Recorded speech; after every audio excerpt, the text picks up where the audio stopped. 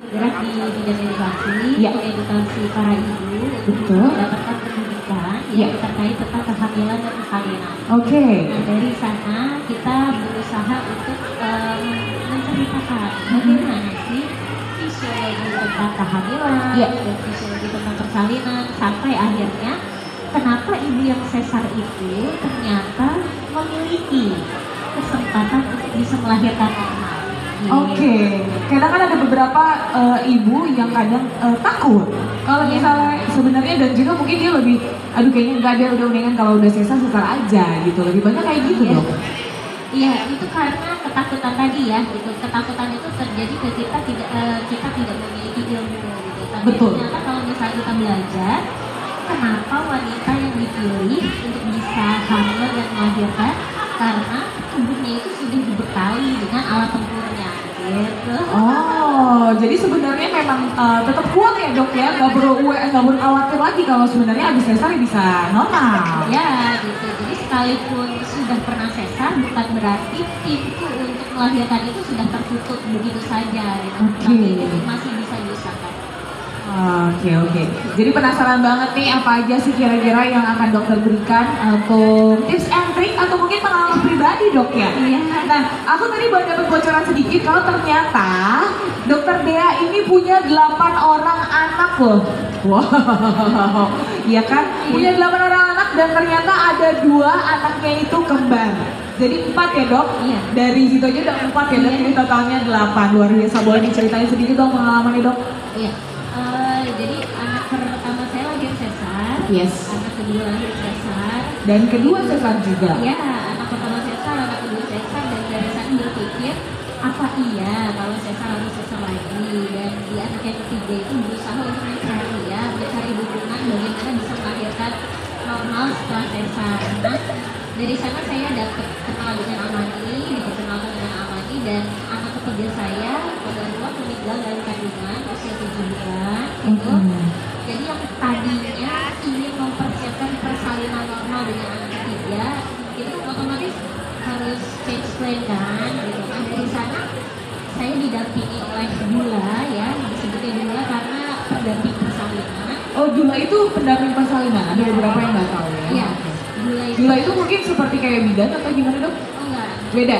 Iya, kalau bidan itu tenaga medis, Tenaga kalau Dula medis. itu non medis. Oh, non medis. Jadi Iya. hitungannya kalau untuk dunia awam kayak menyemangati. Iya. Bener nggak sih dok? Iya. Iya, oke. Support partner. Support partner, iya. Iya.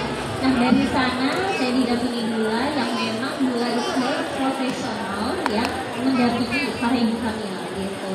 Nah, di sana saya didampingi dan saya di-encourage gitu ya kalau kamu tuh bisa untuk melahirkan normal sekalipun dengan bayi itu sudah meninggal gitu ya. Apalagi kondisinya bayi itu baru 7 bulan. Baru 7 dan apa namanya untuk volume dan segala macamnya masih kecil ya dok ya? Masih kecil Masih gitu. sangat Dan, kecil. sesar saya kedua itu divonis karena panggul saya sempit. Oke. Ya, jadi karena panggul sempit saya dibilang nggak bisa lahir normal. Wow. Nah, tapi dulu saya Itu bilang, vonis dokter. iya. Oke. Nah, karena saya kecil, saya dibilang nggak bisa lahir normal, gitu kan. Makanya kalaupun mau melahirkan normal, berarti harus dengan bayi kecil dong, gitu. Yes. Dan 7 bulan itu bayi yang sangat kecil, gitu ya, untuk bisa dilahirkan. Dan Betul. dari sana, saya diinfokan gitu ya, bahwa sekalipun bayi itu sudah meninggal, bayi itu masih bisa berkesempatan untuk lahir normal, katanya kayak gitu. Dan, Oke. iya, atas izin Allah saya melahirkan bayi yang meninggal itu secara normal. Jadi bayi yang lahir per pembinaan gitu ya, secara normal itu adalah bayi yang meninggal. Oke, itu untuk pertama kalinya dokter melahirkan bayi normal after sesar. Oke. Nah, jarak 5 bulan saya melahirkan yang ketiga, saya sudah hamil lagi. Wow. Iya. Subur sekali dokter ya.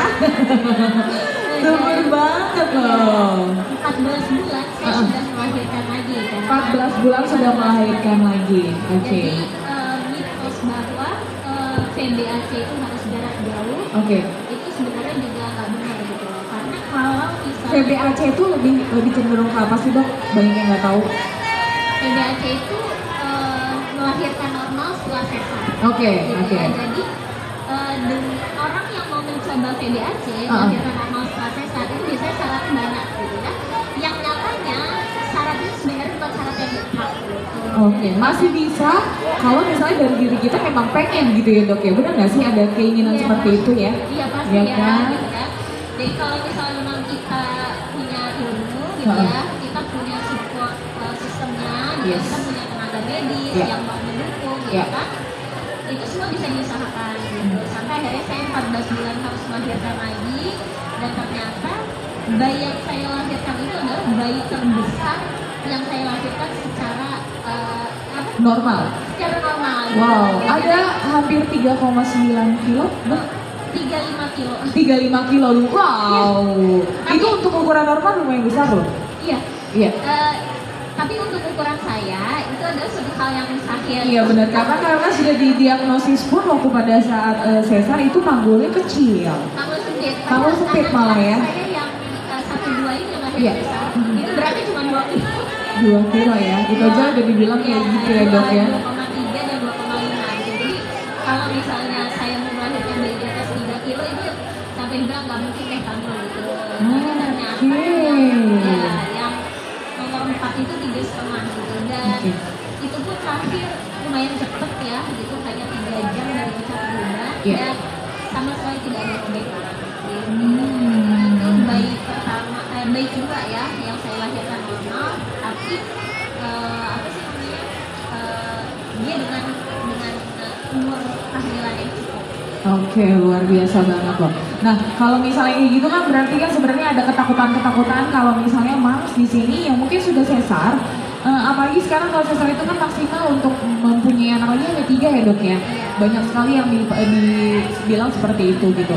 Jadi untuk misalnya dia udah 2 anak, dia udah sesar dan seperti dokter 1 anaknya untuk sesar, kemungkinan persentasenya berapa banyak sih dok kalau misalnya untuk normal sendiri? Iya. Untuk normal sendiri di angka pertama ya, Iya. di sesar yang pertama untuk mencoba lahir normal di sesar di kehamilan yang kedua, itu angka kemungkinannya sekitar 80%. 80% dok. Tapi untuk yang 2 kali sesar Iya. itu dia naik hingga 90%. Oke, nah kalau nih saya boleh sharing sedikit sama dokter ya sambil tanya-tanya juga. Jadi saya melahirkan itu kemarin pasca COVID di awal 2021 di bulan Januari dok. Berarti sekarang anak saya usianya hampir mau 3 tahun nanti Januari ya dok. Nah, itu kan saya sesar dok ya. Sebenarnya saya bisa normal, tapi karena semua pasien pada saat itu didiagnosa COVID walaupun sehat walafiat ya kan. Jadi otomatis dokter tidak mau mengambil resiko untuk kita lahir dengan normal, takut terindikasi sama si virus COVID-nya tersebut. Jadi di situ saya sesar lah dengan sangat terpaksa.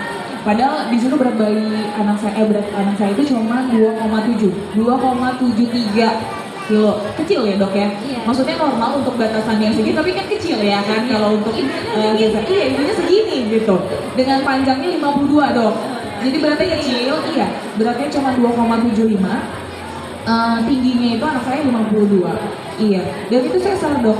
Padahal tuh saya udah yang sebenarnya pada saat di ruang observasi itu kepala anak saya itu udah segini dok, udah keluar, tinggal gitu aja keluar. Sebenarnya saya juga sudah bisa memberanikan diri seperti itu, tapi karena memang dokter berkehendak lain, harus banget itu disesar karena kondisinya memang pandemi, ya.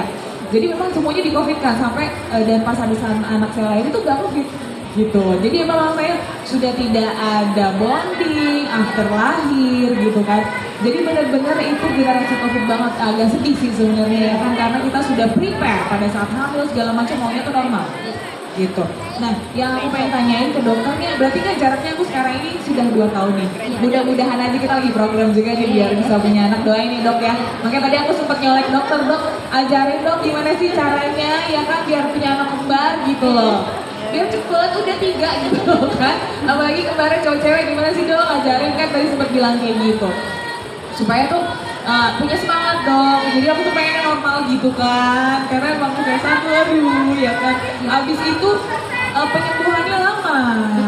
Iya, dan udah gitu ngerasa ini kayak gak enak, sedangkan aku ngeliat kayak teman atau kakakku sendiri aja lahir normal, udah bisa lari besoknya, udah bisa jalan, udah bisa gitu kemana-mana kayak gitu dong. Jadi sempet ada gue gak kayak gitu ya, kayak ya tetap ya kalau untuk saya itu semuanya merasakan menjadi ibu dan sakitnya luar biasa daripada normal gitu. Tapi kan kita pengen punya gimana ya, anugerahnya tuh belum gitu loh kan, belum feelnya belum dapet gitu kalau belum normal dong. Jadi kira-kira ada nggak sih kemungkinan aku untuk bisa normal? Pasti ada kemungkinan. Iya. Ya, pasti ada kemungkinan dan yang perlu kita pelajari di sini adalah bagaimana kita bisa mengajar dulu. Kan? Iya. Kita belajar dulu apa sih fisiologi kehamilan. Iya. Ya. Kenapa kita perlu belajar kehamilan dan persalinan gitu ya, dari sana Iya. akhirnya kita bisa menentukan pilihan, kita bisa Oke. buat yang namanya birth plan ya. Birth plan. Ya, Oke. jadi birth plan ini memang kita rancang sedini mungkin gitu Ya. ya. Jadi kalau misalnya sekarang belum hamil masih hamil, tapi mau merencanakan tentang dream birth itu Dream birth banget. dream birth itu apa, jadi Iya. bisa dirancang dari sekarang. Nah, dari situ kita bisa mulai mengatur gitu ya tentang siapa yang akan menjadi support system kita. Betul betul. Keluarga udah pasti. Iya, keluarga, provider, Pasangan. ya, pasangan, provider. Provider penting ya, Dok, ya? Itu mulai dari rumah sakitnya. Iya. Terus dari itu dokternya siapa, Iya. tenaga kesehatannya siapa. Nah, dari sana kita butuh gula juga. Oke. Kita butuh Si penyemangat itu ya. kita butuh CBE-nya ya. CBE. Nah, child educator-nya Ya, ya, untuk melakukan kelasnya.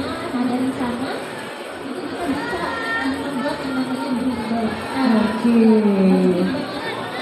ya, untuk kita sampaikan ke provider kita. Jadi breeder itu jangan hanya ada di meja belajar kita atau di kulkas di tempel, Benar. Di make up ya kan, di kaca di rumah. Oke. tapi ini harus kita sampaikan ke Ya. providernya. Ya, Dan ya, ya, ya. provider itu dari mana-mana gitu ya, jadi dari depan, misalnya dari resepsionis kita maunya sebagai ibu hamil, kita itu kan jadi teknik ya, ngantri ya, Iya. gitu. Itu sih biasanya udah, aduh males di gue gitu ya kan. Pasti ibu-ibu tuh udah gak mau ribet sebenarnya dong. Ya, nah itu mesti disampaikan juga gitu Oke. ya, dari ruangan bersalinnya. Nyaman kah, Ya. Kak? Berarti kalau misalnya dari Aman Indonesia akan memberikan itu, mewujudkan itu semua nggak sih, Dok? Sebagai jatuhnya apa ya? Benar itu jadi kayak konsultasi gitu ya, Dok ya? Ya, jadi kalau dari Amani kita akan memberikan ini tadi kelas, Ya. namanya kelas persiapan persalinan. Oke. Dan apakah nanti ada plot-plotnya? Misalnya ini rumah sakit di sini ini rekomendasi kita, ini loh nanti dapatnya ini loh nanti gitu-gitu nggak sih, Dok? Jadi memudahkan gitu. Oh iya. Heeh. Nah, jadi kalau dari Amani kita tidak mengarahkan provider, Ya. tetapi kita memberikan kebebasan kepada ibu Oke. untuk memilih mana yang sesuai dengan hati nuraninya. Gitu. Iya, tapi kan ada tetap dong kalau misalnya dia milih, apalagi untuk anak pertama atau mungkin untuk anak kedua ya kan. Anak kedua kemarin udah di sini, ada nggak sih sebenarnya pilihan-pilihan rumah sakit yang baik juga yang akan diberikan dari Amani gitu misalnya, contohnya. Ya, kalau Amani memberikan instansi bagaimana cara memilihnya. Memilihnya ya, oh, oke. Jadi yang kita edukasi itu bagaimana cara kita memilih provider, Yap. cara kita memilih dokter, Yap. bidan, Yap. gula. Heeh. Jadi semuanya itu kita siapkan ada tipsnya. Jadi contoh misalnya kita ajukan ke dokter, jadi apakah nanti dokternya itu akan setuju nggak dengan birth plan kita? Iya. Tidak, gitu kan? Terus apa yang mesti jadi aware-nya apa, gitu kan? Requirement-nya apa, yang itu semua kita ajarkan. Jadi kita pengen ya, mama dan dad di sini itu pada pintar gitu ya, supaya nggak kita aja yang pintar pengajarnya, tetapi kalian itu bisa mencari gitu, mana yang benar-benar bisa membantu kita mendidik juga. Oke, luar biasa banget dokter ya. Jadi memang benar-benar kalau dari Amani sendiri akan memberikan yang terbaik gitu kan ya, dari sesi konsultasi, dari sesi deep talk gitu kan, ya benar ya dok ya. Jadi nggak perlu khawatir nanti kalau misalnya Mom Sendet mungkin pengen banget berkonsultasi tentang sama dengan Amani, itu bisa semuanya ceritain gitu kan ya, dan ceritain aja yang maunya seperti apa, mungkin nanti dari Amani bisa membantu juga gitu ya dokter. Oke, untuk dokter kira-kira apa lagi nih yang fokus pentingnya dari si Amani untuk para Mom Sendet yang mau mencoba after sesar bisa langsung melahirkan dengan cara mana? Fokusnya adalah mengikuti kelas ya, karena kelas ini penting banget. Kelas ini benar-benar membahas gitu ya, sekalipun belum hamil itu tetap bisa mengikuti kelas. Iya. Kelas itu membahas apa saja lagi yang bisa dipersiapkan saat kehamilan, kemudian saat persalinan, saat sama kehamilan, Iya. kemudian Pra persalinan. selama persalinan, Iya. pasca melahirkan, Heeh. menjadi ibu baru, sampai perawatan bayi baru lahir hingga menyusui. Jadi Oke, all in one, full package, Iya. ya. Boleh dong ditampilin di belakang layar yang Instagramnya dokter, profile dan juga Aman Indonesia-nya. Biar nanti semua yang ada di sini bisa langsung share, di save ya. Oke, sudah ada yang belakangnya tuh. Nah, mungkin ini dulu tadi yang ada gambar tengkorak panggul. Nah, ini dok, yang di depan sini nih dok. Oke, ini dia salah satunya ya dok ya. kalau ini Program-programnya Mani ya dok. kalau ini program Amani untuk yang menjadi pengajar ya,